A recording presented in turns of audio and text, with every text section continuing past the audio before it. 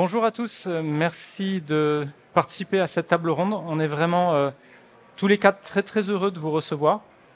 On va pouvoir parler d'intelligence artificielle dans le contexte de la FinTech avec trois témoignages vraiment intéressants.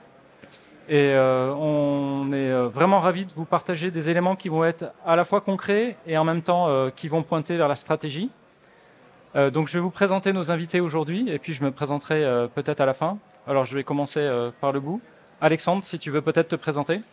Donc, je suis Alexandre Lecou, je suis CTO et cofondateur de Joko. Je ne sais pas si je dis un mot de Joko Absolument, tout de suite. absolument. Donc, Joko, on construit des navigateurs mobiles et des extensions de navigateurs qui aident les utilisateurs à faire des achats plus intelligents en leur permettant de gagner du temps, de gagner en pouvoir d'achat et en faisant des achats plus responsables pour la planète. Bonjour à Cyril. tous. Oui, donc Cyril, merci Philippe pour l'invitation. Donc Cyril de la communauté Data chez Alan. Alors Alan, c'est quoi? C'est le partenaire santé tout en un. Donc c'est déjà une assurance pour les entreprises et les indépendants qui est agréée par la CPR. Mais c'est plus que ça. On développe énormément de fonctionnalités pour permettre à nos plus de 400 000 membres au quotidien de s'occuper de leur santé physique et mentale. Ok. Issa, qui est à ma gauche. Hello, everyone. My name is Issa. I'm the lead machine learning engineer at Luco. Luco is a French startup that was founded in 2018. It's an insurance company. We're operating mainly in France and Germany, and we're selling mainly home insurance, but also recently we started doing mortgage insurance and rent insurance. Luco aims to revolutionize the insurance industry and reestablish the trust between people and their insurance companies. And we aim to do that with digitalization. So I'm looking forward to this discussion. Thank you for having me. Thanks, Issa.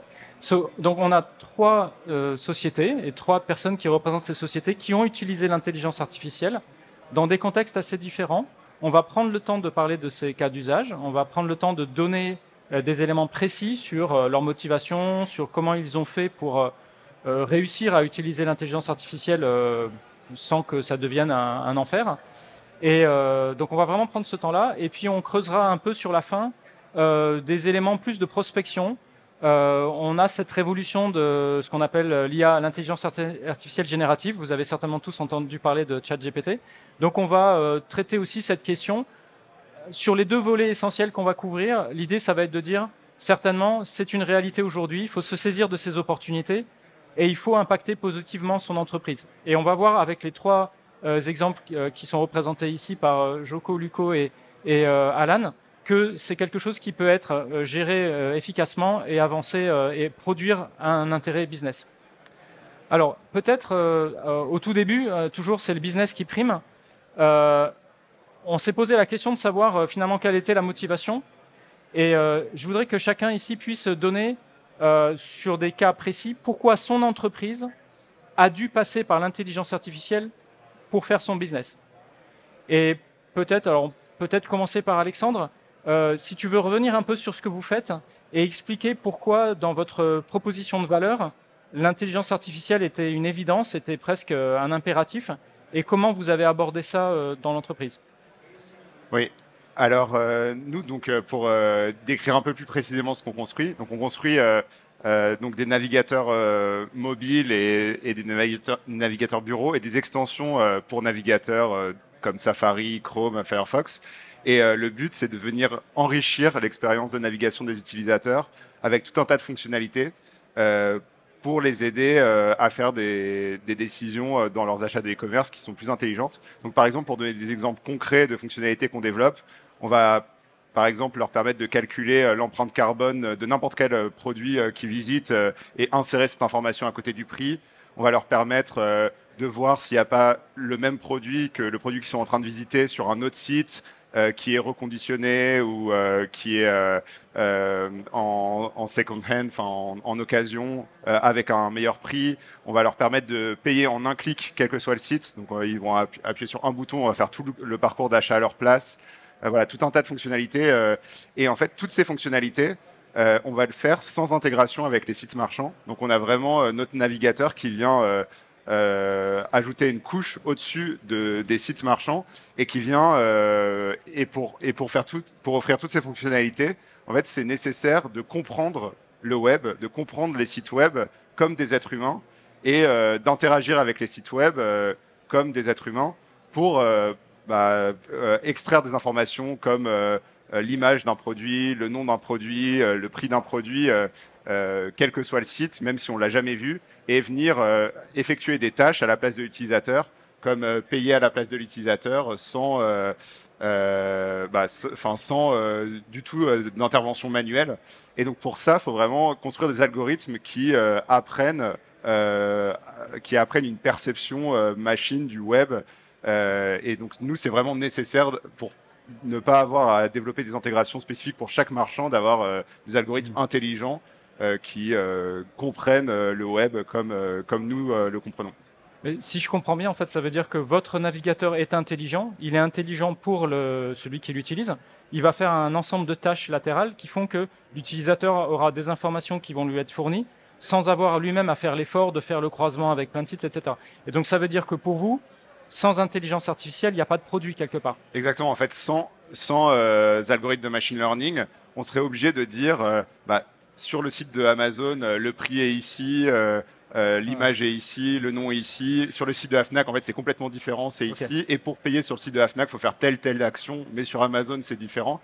Et en fait, nous, on n'a pas du tout envie de faire ça. On a 2 millions d'utilisateurs en France. On travaille avec 2000 sites de e-commerce en France. On vient de se lancer aux États-Unis. On travaille avec déjà plus de 1000 e-commerçants aux États-Unis. Et on ne peut pas s'adapter à chaque site Internet. On est obligé pour scaler d'avoir des algorithmes qui comprennent les pages web sans intervention humaine. Ok, super. Donc là, je pense qu'on a un exemple très très clair. Sans intelligence artificielle qui facilite le travail ou qui fait le travail à la place de l'humain, impossible de fournir un navigateur intelligent qui donne une expérience utilisateur vraiment intéressante. Peut-être, si on se déplace un tout petit peu, mais néanmoins quand même très important pour les produits, Issa, je crois que vous aussi, vous avez besoin de l'IA. Alors un endroit peut-être, c'est positionné un peu ailleurs, mais c'est aussi très intéressant parce que sans ça, peut-être ça ne marcherait pas. So I should talk a little bit about what we do. Luco is an insurance company. And so basically what we do, we sell insurance, and after the insurance was sold, the next stage is about dealing with client claims, right? So we are selling home insurance. Something bad happens at your home, and you pay to fix it, and then you ask your insurance company to pay you back, to reimburse you.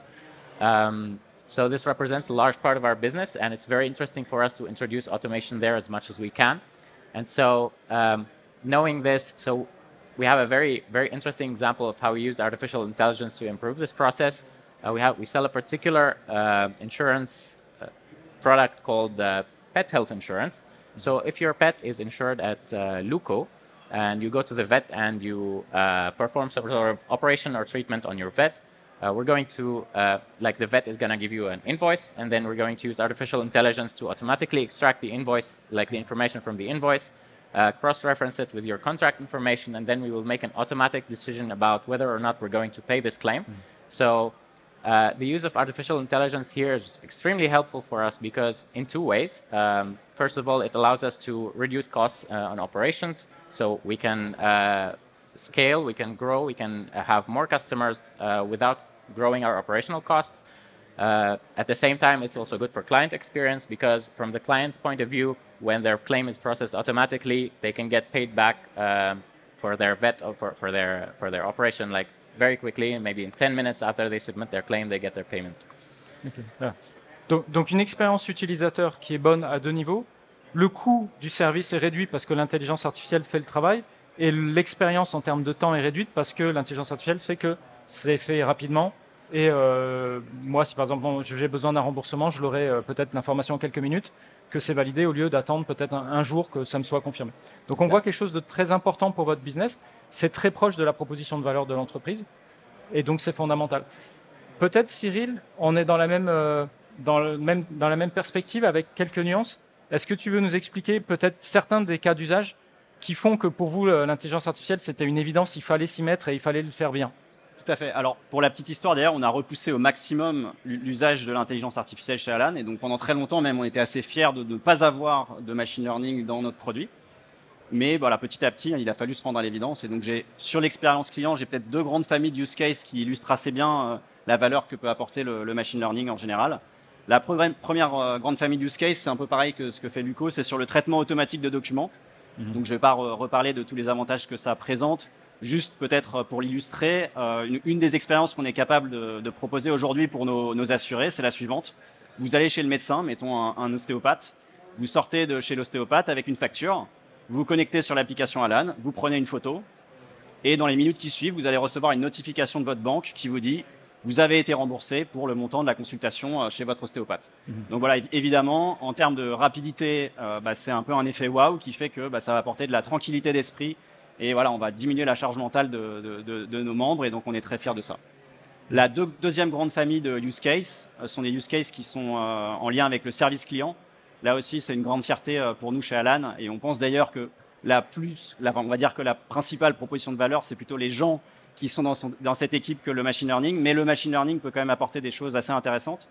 Donc le premier use case qu'on a mis en production pour le service client, c'est conceptuellement très simple, c'est la classification de tickets. Et donc l'enjeu, c'est quoi? C'est de pouvoir assigner le ticket à la bonne personne. La bonne personne, ça va être une personne qui est qualifiée pour traiter ce ticket. Et donc ça va permettre notamment d'apporter une réponse fiable, mais aussi une réponse plus rapide. Et donc ça, c'est vraiment très important parce que sur certains sujets, il y a vraiment besoin d'une expertise pointue pour être capable de répondre correctement. Cet enjeu de classification de tickets, d'ailleurs, elle peut être utilisée pour donc, des features qui sont directement en lien avec l'utilisateur final, mais ça va aussi permettre d'améliorer notre produit interne.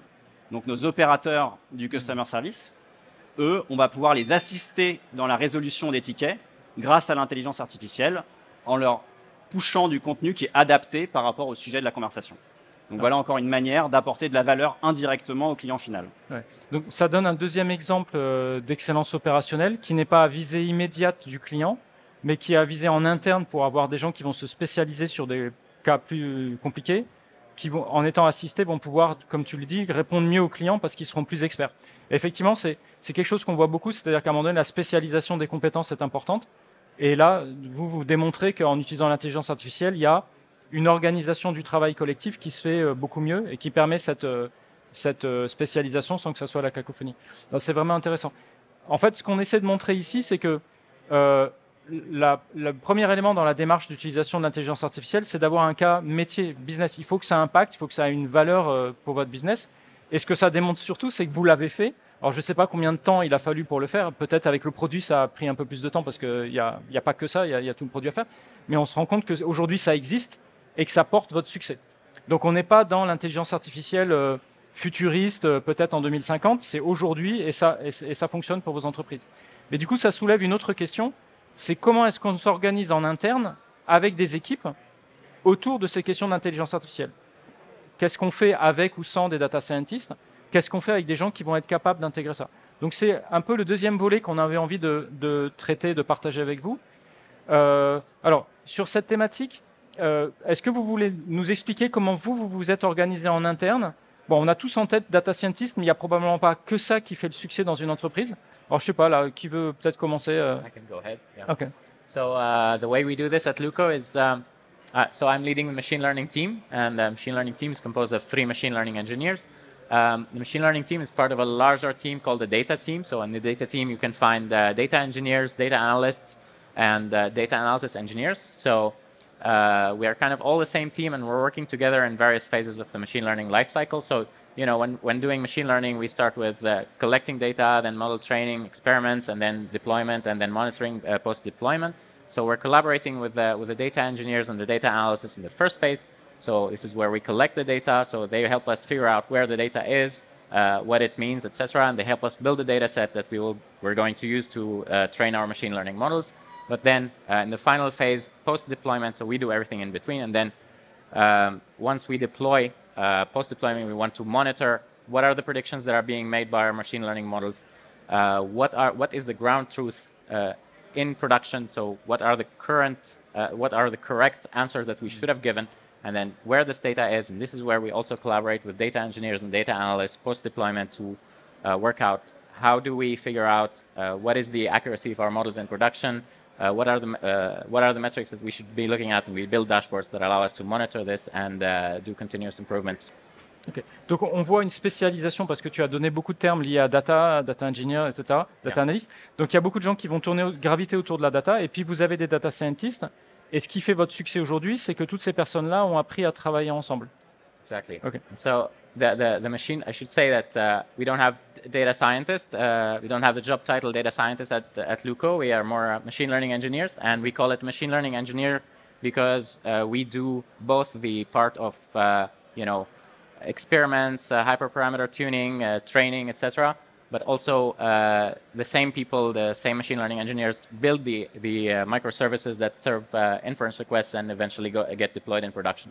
Okay. Donc là, ce qu'on voit, ce qui est intéressant, c'est qu'on voit qu'il n'y a pas de rôle de data scientist isolé dans sa tour d'ivoire. Il y a des gens qui vont avoir une fonction d'ingénieur, donc que vous appelez ML Engineer, et qui donc vont embarquer la capacité à créer les modèles ou à utiliser, à designer des modèles, mais qui ont une vision immédiate sur la mise en production, les contraintes de performance, de coûts, etc. Et ça, c'est assez intéressant parce que c'est quelque chose qu'on voit se profiler dans beaucoup d'entreprises. Et donc ça, c'est une approche. Ce n'est pas forcément la meilleure, c'est celle qui vous convient et qui fait que ça marche bien chez vous. Alors peut-être, je ne sais pas, on va passer... Cyril, je crois que vous avez une approche un peu différente, mais enfin, vous en avez plusieurs d'ailleurs, mais il y en a une en particulier sur les cas d'usage qui fait que c'est légèrement différent. Alors tout à fait, on a effectivement... On n'a pas un modèle unique en termes d'organisation pour traiter les sujets de machine learning en général. Donc effectivement, il y en a un qui se rapproche un peu plus de ce que Issa a expliqué. Il y en a un autre sur d'autres cas d'usage qui marche assez bien, et qui marche assez bien en particulier pour moi. Donc je suis dans l'équipe data. Alors le rôle d'ailleurs de data scientist, on ne sait pas si c'est vraiment le bon terme. Du coup, on parle de data Alaner. Faute d'avoir trouvé mieux aujourd'hui pour caractériser notre expertise.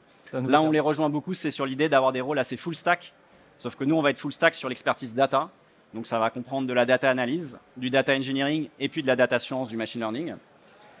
Donc, l'un des modèles qui, pour nous, a fonctionné sur un certain nombre de use cases sur lesquels moi j'ai pu bosser, donc pour le customer service, c'est d'avoir un peu une isolation assez claire entre les développeurs et du coup les data scientists, machine learning engineers.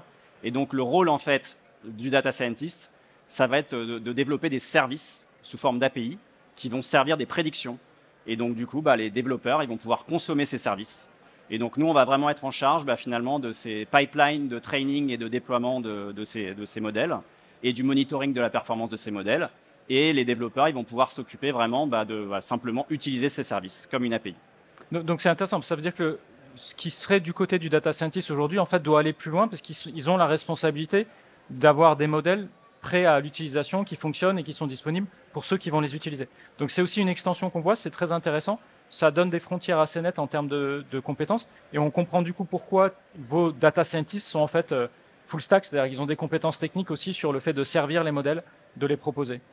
Exactement. Je crois que de ton côté, Alexandre, c'est un peu différent. Vous avez une approche beaucoup plus polyvalente sur les compétences. Ouais, on retrouve des choses qui sont assez proches de ce qui a été décrit avec un côté full stack, mais nous, ça va être beaucoup plus proche du software engineering.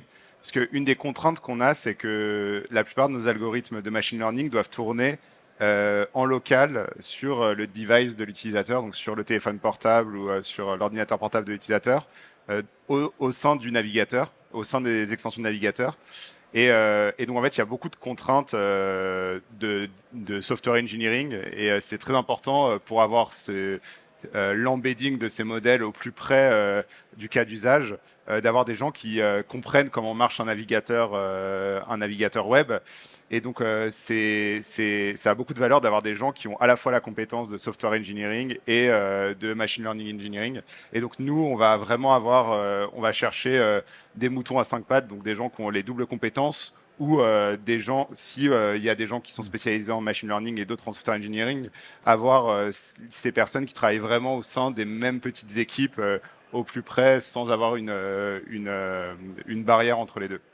Et je pense que nous, on ne pourrait pas fonctionner avec un service qui est complètement APIisé, parce qu'en fait, il y aurait trop de latence et le navigateur passerait son temps à faire des appels API pour avoir des prédictions, alors que pour avoir des réponses en une dizaine de millisecondes ou une centaine de millisecondes au maximum, il faut vraiment avoir des modèles qui tournent en local dans le navigateur ou dans les extensions de navigateur. Ouais. Donc vos approches, en fait, à chaque fois répondent à des impératifs de bon sens et d'organisation. La question qu'on va se poser à la WS Summit, c'est finalement, est-ce que vous avez réussi à trouver chez nous de quoi faire exactement ce dont vous avez besoin, en fait, c'est-à-dire vraiment suivre la logique organisationnelle de vos équipes sans être contraint finalement par un outil ou une fraction d'outils. Et du coup, il il y a une question qui revient souvent, c'est est-ce qu'il faut travailler avec des services très bas niveau et tout faire soi-même? Est-ce qu'il vaut mieux s'appuyer sur des services très haut niveau, très managés? Je pense qu'il n'y a pas de bonne réponse. On va voir ensemble qu'il y a plein d'approches. Enfin, il faut déjà comprendre comment on veut fonctionner avec ses équipes et ensuite utiliser les bons outils. Peut-être on peut revenir. Alors Alexandre, votre approche à vous par rapport aux services managés de très haut niveau sur la partie ML ou pas? Vous avez choisi quelle approche pour être efficace, vu que vous êtes très axé développement d'une solution logicielle? Nous, en fait, donc, quand on parle d'intelligence artificielle ou de machine learning, il faut séparer l'exploration, l'entraînement des modèles et l'inférence. Et donc, ce que j'expliquais tout à l'heure, c'était vraiment la partie inférence, donc la partie faire des prédictions ou détecter des choses. Et donc ça, chez nous, ça va être ça va se faire beaucoup en local au sein de notre navigateur ou des extensions de navigateur. Mais on a quand même de l'inférence qui se fait sur les serveurs. Mais pour ça, on ne va pas utiliser des services qui sont spécialisés en machine learning. On va vraiment utiliser des services qu'on utilise pour faire d'autres types de traitements. Donc nous, on a une approche très serverless avec des services comme AWS Lambda. Et donc nos modèles d'inférence, ils vont tourner sur des fonctions AWS Lambda. Et donc pour nous, on ne va pas utiliser des services spécialisés. Mais par contre, pour toute la partie exploration et entraînement, il y a des services qui sont très très utiles, comme SageMaker, qui est le service de référence pour le machine learning. Et donc c'est très très simple de faire popper des notebooks pour importer des bibliothèques de machine learning, de deep learning faire, essayer certains modèles, améliorer ces modèles, etc.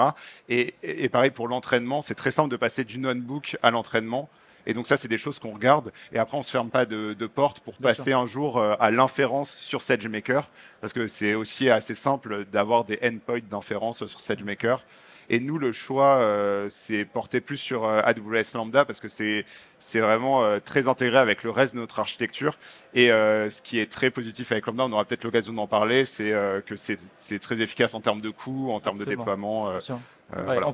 on va revenir à ça sur la partie mise en production et quelles sont les contraintes. Mais donc, c'est intéressant. Ça veut dire qu'aujourd'hui, vous avez sans contrainte réussi à faire l'usage de Lambda pour la partie training, enfin pour vos infrastructures, parce que d'abord, c'est votre culture. Vous êtes très serverless et il n'y a pas de contre-indication AWS pour le faire.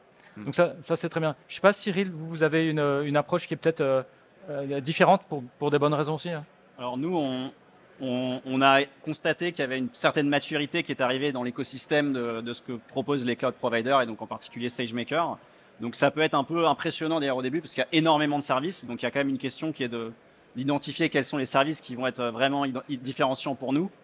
Mais nous, ce qu'on a pu constater, c'est qu'effectivement, c'est quand même devenu très simple, notamment d'utiliser tout ce qui est service de training containerisé. Donc ça marche très bien. Et ensuite, derrière, le déploiement sur un endpoint aussi est grandement facilité par cet écosystème qui est très versatile, qui est adapté, qui va fonctionner avec la plupart des frameworks de machine learning, du Plain PyTorch, du Hugging Face, du Scikit-learn. Donc voilà, ça s'interface très facilement avec les librairies usuelles qu'on a l'habitude d'utiliser en exploitation, en exploration, pardon. Et on va pouvoir assez facilement comme ça passer en production. Et donc aujourd'hui, on a à peu près une dizaine de services dédiés de machine learning qui tournent sur des endpoints qui servent du real time. Et donc ça marche très bien. Et c'est vrai que c'est assez peu coûteux finalement de passer en production grâce à ces services. Okay. Donc voilà, on s'est pas trop cassé la tête, on les utilise, ça marche bien. Okay. Et ça fait sens aussi d'un point de vue économique dans les phases d'entraînement, etc. Donc vous avez gagné en agilité, vous pouvez explorer plus de choses sans vous soucier des infrastructures nécessaires. Donc ça c'est une approche qui est très intéressante. Issa, je crois que c'est un peu entre les deux. Enfin, vous avez trouvé des approches intelligentes. It's a bit more similar to what Joko is doing. So we are also mainly on Lambda. Interesting topic for us at Luco recently was about cost optimization, right? In this economic situation, we wanted to reduce infrastructure costs. And so at some point in time, we had all of our machine learning services deployed on Fargate, ECS. And we started a little bit exploring in Lambda. So we had already all of the backend services at Luco are deployed on Lambda. It was also like when I first joined, it was very interesting to me to see that you can in fact deploy a REST API on Lambda. So it's like you don't need to rent a server all the time for it to be there and ready to serve and service requests. That was very interesting. And so we started exploring that to see if we can do the same for machine learning inference. And we found that it's indeed possible, and it makes a lot of sense because the load on our inference inference microservices is very seasonal during the day. So we get a peak during the day, and then during the night there are no requests at all. So we thought it might be interesting to try it out, and so we tried it out with a few services. It drastically reduced costs. It's really we reduced the cost of ML inference by about 50% by moving to Lambda, and it works quite well. Voilà. So, yeah. C'est intéressant parce qu'en fait, ça montre que dans un usage de l'intelligence artificielle qui est vraiment réussi jusqu'à la fin, la question du coût de la mise en production est fondamentale. Et il faut forcément qu'il y ait une continuité entre les outils qui vont servir à ébaucher les modèles, les entraîner, etc., les qualifier, et ensuite les mettre en production. Et là, on a 3 exemples différents, avec à chaque fois du serverless qui est important pour la réduction des coûts, et qui fait vraiment sens chez vous, parce que c'est aussi votre culture, et ça a permis finalement de donner encore plus de retour business en réduisant l'utilisation. Et on va voir qu'il y a beaucoup d'approches intéressantes qui sont complémentaires. Et je crois que sur cette problématique de déploiement et de faire en sorte que ça existe à un coût raisonnable et que ça fonctionne tout le temps, vous avez eu avec SageMaker du coup une réponse qui s'adaptait à vos besoins. Ouais. Tout à fait, c'est ça qui est intéressant avec les services managés qui existent aujourd'hui, c'est que finalement quand on regarde en termes de coûts, voilà, on paye entre guillemets au prix juste des trainings pour le temps de training. Les services d'inférence, si on n'a pas besoin de machines trop grosses, simplement avoir une API qui fait de l'inférence en temps réel, c'est pas forcément très coûteux. Donc en fonction des use cases, dans certains cas, c'est pas forcément la peine de chercher très compliqué. Okay. Et finalement d'être finalement honneur et de maintenir toute cette complexité qui est service sur étagère, quoi. Donc ça, okay. Dans certains cas, c'est vraiment un plus dans l'écosystème d'avoir ces services qui sont services sur étagère. Okay. Et je suppose qu'il y a une valeur aussi à pouvoir passer en production en des temps courts, c'est-à-dire si tout a été automatisé et que le passage de la partie conception à la partie production est courte et pratiquement automatique, c'est aussi une valeur d'accès au marché qui est plus intéressante, puisque voilà, vous perdez pas 6 mois à réfléchir. On passe rapidement en production, on teste rapidement, ça c'est aussi quelque chose de très précieux, effectivement. Et on comprend que dans le cas du design d'un logiciel, on a intérêt à être très intégré dès le début, sinon le travail du data scientist il reste dans un coin et ça marche pas. Donc on comprend très bien les motivations à chaque fois. De ces expériences que vous avez, est-ce que alors parce qu'on a dit qu'on parlerait aussi un petit peu de la nouvelle vague, là vous avez montré que ces technologies sont accessibles, s'intègrent et font le succès de vos entreprises, mais maintenant si on se projette un peu, on entend parler de l'IA générative, qui est capable de faire des choses assez bluffantes quand on pense à ce que ça fait sur la transformation de texte ou sur la création d'images. Est-ce que c'est quelque chose que vous allez regarder dans 1 ou 2 ans, histoire que ça se stabilise, ou vous avez déjà commencé, vous avez des idées précises et vous êtes dans cette même dynamique de dire ça sera dans mon métier, ça sera dans mes solutions et mes applications dans quelques semaines, quelques mois? Alors, je ne sais pas qui veut commencer. I can go. Yeah, it's indeed very interesting what's going on right now with generative AI. Every day we hear about a new model that is coming out and it can do amazing things. So at Luco, we did start doing some experiments with these models. It's still very early, and we did only like a few shy experiments, I would say. We don't have concrete applications in production yet, but we have that in mind, and we really think it could help us enormously, because we are very focused on client experience, and large part of what we do is interacting with clients. We have customer service people interacting with clients, and we believe that with generative AI, we can help improve that. We don't know concretely exactly how we're going to do that yet, but we're starting to look into it. Ok, ça veut dire aujourd'hui que vous êtes en train, si tu me passes l'expression, vous êtes en train de faire du muscle, vous êtes en train d'apprendre à les utiliser. Il n'y a pas de cas d'usage forcément clair, mais le jour où ça sera évident, vous allez pouvoir attaquer. Ça ne sera pas une chimère en disant bon, on n'a pas regardé, on n'est pas prêt, on ne sait pas de quoi ça parle. Donc ça, c'est très intéressant. C'est, je pense, une bonne approche aujourd'hui, dès aujourd'hui, de travailler ça et de ne pas rester impressionné par les effets d'annonce. Le côté peut-être Alan, vous avez certainement aussi déjà des... Côté d'Alan, on est évidemment très intéressé par le sujet et on est assez convaincu qu'on est en train de vivre un peu une révolution technologique sur tout ce qui est generative AI.